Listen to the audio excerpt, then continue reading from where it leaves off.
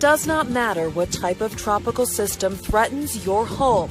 The potential hazards are numerous. The perception of somebody's risk is usually based on their past experience, and that's important to talk about, because just because it didn't happen last time doesn't mean it can't happen, or just because it did happen last time doesn't mean it'll happen next time. Since 2017, inland flooding from heavy rain has ranked #1 for storm-related fatalities during hurricane season. Half of those in automobiles. So we got to keep talking about the dangers of that, the dangers of driving cars where water covers the road. We have the saying, turn around, don't drown. It's something we need to repeat. Heavy rain can lead to flooding from the beach to hundreds of miles inland and can continue for days, even after the main system has moved out of the area. I can't stress enough that 90% of fatalities in these tropical systems is the water, it's the storm surge, it's the inland rain, well inland. Storm surge is another potentially deadly water-related hazard and can lead to complete destruction from inundation to communities along the coast. Storm surge is the push of seawater, ocean water,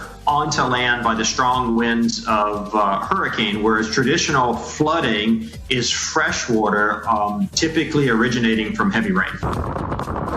Powerful, destructive winds can also accompany any storm. Tropical storm force winds can reach speeds of up to 73 miles per hour. Hurricane force winds could top more than 100 miles per hour with some of the stronger storms, creating devastating scenes like this. Just remember, it's not the wind itself that can hurt you.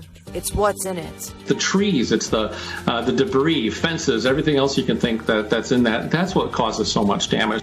Tornadoes can also form anywhere from close to the center of the storm to up to hundreds of miles away in outer rain bands. A lot of the tornadoes that form in tropical storms and hurricanes are very short-lived, so they're hard to detect sometimes on radar, so there's not always a lot of lead time for the warning, but they can cause damage. Even after a storm passes, there still can be deadly impacts during the cleanup process.